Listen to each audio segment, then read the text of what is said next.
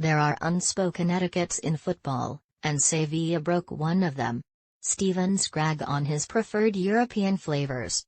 Thou shalt not spit, and thou shalt not raise thy hands are two of the more common-sense rules of the scriptures. Others are annoying to those who are old enough to remember the pre-Premier League era though. Polite drop balls that go uncontested, which are instead gifted back to the opposition boil my blood. I want to see shins kicked and the ball fought for. Pre-season has its own bespoke set of etiquette rules.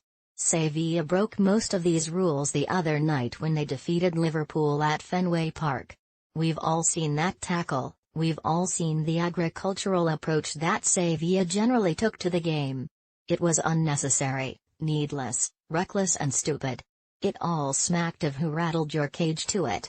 When you see a club take to their official social media accounts to show contrition for their players' approach to a pre-season friendly, in which an opposing player was left on crutches, then you know they went too far. Cards marked, there will be a day when the two clubs' paths cross once more, and it won't end well for the team from Andalusia. The bourgeoisie of the Seville clubs, Sevilla are basically the Tories of the city.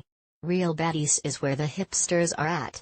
For those of us that look beyond the confines of English football for our broader round ball entertainment, we all have a team we look out for in each league. Real Sociedad. I've always had a soft spot for Real Sociedad, for instance, primarily due to John Toshak coaching them, the first time around, back in the mid-1980s. This was then reinforced when John Aldridge became their first non-Basque signing in the autumn of 1989. Almost 30 years ago.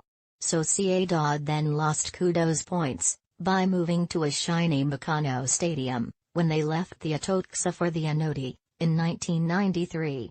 The cashing in of atmospheric old stadiums, for clinically clean and symmetrical arenas never sits well with my inner romantic.